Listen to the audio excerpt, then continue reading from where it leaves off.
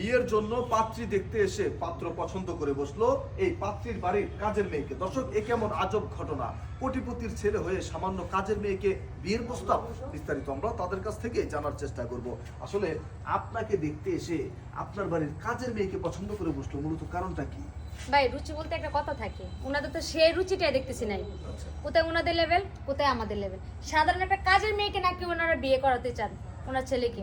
ভাই কি আর বলবো, আমার কথা বের হচ্ছে না মুখ দিয়ে। আচ্ছা, কিন্তু মূলত ওনারা তো আপনাকেই দেখতে আসছিল, তাই না? হ্যাঁ। আচ্ছা, এই যে আপনি তো মেয়ের মা, আপনার মেয়েকে পাত্রী হিসেবে দেখতে এসে আপনারই বাড়ির কাজের লোককে সে পছন্দ করলো বিবাহ করার জন্য, মূলত কারণটা কি?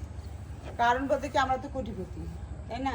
এই যে আমার মেয়েকে দেখতে এসে কাজের মেয়ে দিয়ে পছন্দ, তাই না? এই কথাটা যে বাইরের লোকজন শোনে, তাহলে কি আমাদের মান শুনে থাকবো? এখন আমার মনে হয় ওই ছেলের মনে চরিত্র খারাপ নাই হয়তো, তাহলে এত সুন্দর মাইয়া আমার মাইয়া রাইখে আর একটা মাইয়ারে পছন্দ করে, তাহলে বোঝেন এখন কিন্তু বিয়েই হয় নাই। আর যদি বিয়েটা হয়ে যেত তাহলে কি হইতো, মানে বোঝা যায় উনি হলো লুচ্চা টাইপের। মানে আপনি বোঝাতে চাচ্ছেন চরিত্র খারাপ। উনি আসলে লুচ্চা ভাই, টাইপের। এই যে আপনি এই বাড়ির মেয়েকে দেখতে আসছেন বিয়ে করার জন্য বা বিয়ের উপলক্ষে, দেখতে এসে তারই বাড়ির কাজের মেয়েকে পছন্দ করে বসলেন বিয়ে করার জন্য, মূলত কারণটা কি? কি এমন পেয়েছেন তার মধ্যে আপনি? ভাই, আমাদের বিয়ে শাদীর ব্যাপারে যে কথাবার্তা চলছিল এর মধ্যে আজান দিয়ে দেয়। ওই সময় এই মেয়েটা এখানে চা দিতে আসছিল, ঠিক আছে? তো আমি পাত্রীকে বলছিলাম যে আজান দিচ্ছে, আমি নামাজ পড়ে আসি, তুমিও নামাজ পড়ে আসো। তো মেয়ে আমাকে উত্তর দিছে, আগে তুমি পড়ে নামাজ। মানে বিষয়টি হচ্ছে উনি আপনাকে আগে প্রায়োরিটি দিচ্ছে, নামাজকে প্রায়োরিটি দিচ্ছে না, ব্যাপারটি তেমন। জি জি ভাই। আচ্ছা, আমি যেহেতু ছোটবেলা থেকে ভাই নামাজ কালাম করি, ঠিক আছে, সৎ পথে চলি, সৎভাবে চলার চেষ্টা করি। তো আমি তো সবসময় চেষ্টা করবো, আমি যেহেতু নামাজ কালাম করি, আমার যিনি স্ত্রী হবেন তিনিও নামাজ কালাম করবেন, ভালো পথে চলবেন। দেখেন না ওনার লেবাসটা, আজান দিছে এতগুলো মানুষের সামনে, এখন পর্যন্ত তার মাথায় কাপড়টাও নাই, ঠিক আছে? কিন্তু উনি যখন কাজের মেয়েকে বলছে ফল আনতে, তো কাজের মেয়ে বলছে যে আগে আমার নামাজ পরে ফল, ঠিক আছে? তো ওনার এই কথাটা আমার কিন্তু ভালো লাগছে।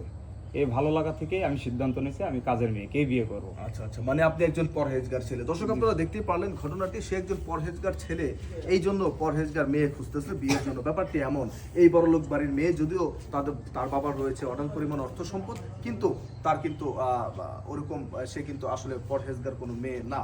আমরা একটু এই ওনার বড় ভাইয়ের কাছ থেকে জানার চেষ্টা করবো। আসলে ওনার গার্জিয়ান হিসেবে তো আপনি আসছেন, মূলত ঘটনাটি কি হয়েছে আজকে একটু বলেন আপনি। মূলত আমার ছোট ভাই খুব আদরের, ও যখন যা চাইছে ওর যে আবদারি হোক আমরা পূরণ করছি। এই দেখেন আজান পড়ছে, ওর মাকে দেখেন না মেয়েকে দেখেন, দুইটার একটা মাথা কাপড় দিনি। আরে দেখেন একটা মেয়ে কত সুন্দর লক্ষ্মী, আজান দেওয়ার সঙ্গে সঙ্গে চা রেখে নামাজে চলে গেছে।